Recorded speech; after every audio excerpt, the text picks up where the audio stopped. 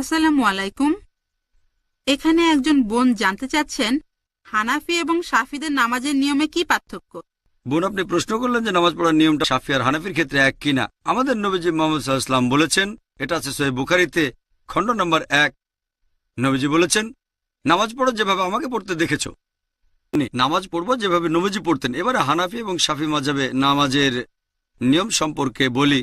আমি জানি এদের মধ্যে কিছু পার্থক্য আছে। হানাফিরা নামাজের সময় হাত বাঁধে নাভির নিচে, শাফিরা হাত বাঁধে বুকের উপরে, তারা তাকবীর দেয়, আমিন শব্দটা জোরে বলে।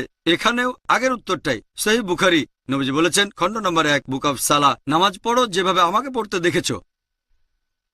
আর এই চারজন ইমাম, ইমাম শাফি, ইমাম আহমেদ ইবনে হাম্বল, ইমাম আবু হানিফা, ইমাম মালিক, এই চারজন বিখ্যাত ইমামই বলেছেন, যদি দেখো আমার কোনো ফতোয়া আল্লাহ এবং রাসূলের বিরুদ্ধে যাচ্ছে, ফতোয়া দেওয়ালে ছুঁড়ে মারো। আমি জানি আবু হানিফা রাদিয়াল্লাহু আনহু বিখ্যাত বিশেষজ্ঞ, তাকে শ্রদ্ধা করি, ভালোবাসি।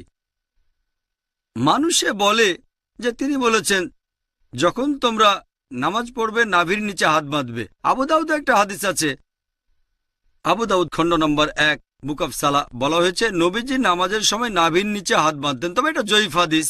ঠিক এর পরের হাদিসটাই বলছে, যেটা সহিহ হাদিস, যে নবীজি হাত বাঁধতেন নাভির উপরে। আরো সহিহ হাদিস আছে সহিহ ইবনে খুজাইমা, যেটা বলছে নবীজি হাত বাঁধতেন বুকের উপরে। সহিহ হাদিস যখন বলছে নবীজি বুকের উপর হাত বাঁধতেন, নাভির নিচের হাদিসটা জয়ীফ।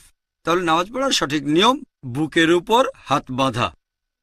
তার মানে এই না যে ইমাম শাফির সব কথা ঠিক, অথবা ইমাম আবু হানিফা তারা দুজনেই শান্তিতে থাকুন, তিনি ভুল। এরা সবাই বিখ্যাত বিশেষজ্ঞ, তাদের শ্রদ্ধা করি, তারা মহান আলেম। তবে আমরা বুঝতে পারছি না যে সেই সময়ে সব হাদিসই লিপিবদ্ধ হয়নি। আমাদের নবীজির জীবদ্দশায় কোরআন লিপিবদ্ধ হয়েছিল, এটা নিয়ে কোনো সন্দেহ নেই, নবীজির নিজস্ব তত্ত্বাবধানে। তবে হাদিস লিপিবদ্ধ করা হয়েছে নবীজির ইন্তেকালের 50 বছর পর, 100 বছর পর, বা 150 বছর পরে। এই বিশেষজ্ঞগণ অনেক আগে এসেছেন। আর যেহেতু তাদের কাছে সবগুলো সহিহ হাদিস ছিল না, তারা তখন যে ফতোয়া দিয়েছেন সেগুলো তাদের তখনকার জ্ঞানের ভিত্তিতে। আমি বলবো না ইমাম আবু হানিফা রাদিয়াল্লাহু আনহু ভুল করেছেন, আমি বলবো এই সহিহ হাদিসটা ওনার কাছে পৌঁছায়নি। হতে পারে যে জয়ীফ হাদিসটা তার কাছে পৌঁছেছিল, আর সেজন্য তিনি বলেছেন হাত বাঁধবে নাভির নিচে। সহিহ হাদিস হয়তো ইমাম শাফির কাছে পৌঁছেছিল, তিনি বললেন হাত বাঁধবে বুকের উপরে। আবারও সহিহ বুখারী বলছে খণ্ড নম্বর 1 বুক অফ সালাহ, যে তাকবীর দিতে হবে। তাকবীর নবীজি বলেছেন, এমন না যে ইমাম শাফি বলেছেন তাই আমি এটা মেনে চলছি, কারণ আমার নবীজি বলেছেন। তারপর অজুর বেলায় কোরআনে একটা আয়াত আছে, সূরা মাইদা অধ্যায় নম্বর 5, বলা হয়েছে কোন মহিলাকে স্পর্শ করলে অজু ভেঙে যায়।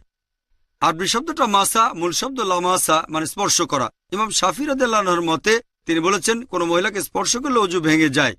ইমাম আবু হানিফা বলেছেন যদি কোনো মহিলাকে স্পর্শ করে কোনো পুরুষ অজু অবস্থায়, তাহলে অজু ভাঙে না।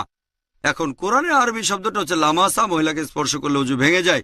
তবে মাসা শব্দটার অর্থ দুটো, একটা হচ্ছে সহবাস করা, আরেকটা হচ্ছে স্পর্শ করা।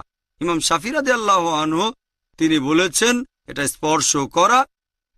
ইমাম আবু হানিফা তিনি ধরে নিয়েছেন সহবাস করা। এখানে তাদের মতটা আলাদা। তবে যদি সুন্নান আবু দাউদ পড়েন খণ্ড নম্বর 1, এখানে বলা হয়েছে যে হযরত আয়েশা রাদিয়াল্লাহু আনহা নবীজি অজু থাকা অবস্থায় তাকে চুমু দিলেন, তারপর নবীজি আবার অজু না করে নামাজ পড়তে চলে গেলেন।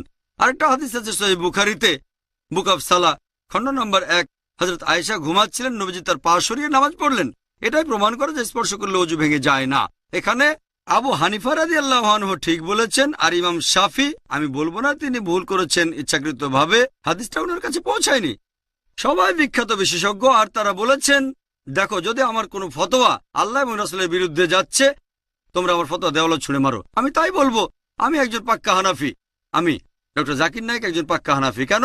আবু হানিফা ফতোয়া দিয়েছেন নাভির নিচে হাত বাঁধবে নামাজ পড়ার সময়, কিন্তু সহিহ হাদিস বলছে বুকের উপরে। তাই আমি নামাজের সময় হাত বাঁধি বুকের উপরে। আমি একজন পাক্কা হানাফি। ইমাম শাফি বলেছেন যদি দেখো আমার কোনো ফতোয়া আল্লাহ এবং রাসূলের বিরুদ্ধে যাচ্ছে, সেটা দেয়ালে ছুঁড়ে মারো। ইমাম শাফি বলেছেন অজু অবস্থায় কোনো মহিলাকে স্পর্শ করলে অজু ভেঙে যায়, কিন্তু সহিহ হাদিস বলছে অজু ভেঙে যায় না। তাহলে কোনো মহিলাকে অনিচ্ছাকৃতভাবে স্পর্শ করলে অজু ভেঙে যায় না। যেহেতু আমি ইমাম শাফির ফতোয়া দেওয়ালে ছুঁড়ে মেরেছি, তিনিই বলেছেন আমি একজন পাক্কা শাফি। আমি পাক্কা হানাফি, পাক্কা শাফি, আমি পাক্কা হামলি, এছাড়া পাক্কা মালিকি। পাক্কা মানে খাঁটি। আমি মেনে চলি 100%, অন্যরা মানে হয়তো 80 বা 90%, অথবা আবু হানিফার 60%। আমি পুরোপুরি মেনে চলি।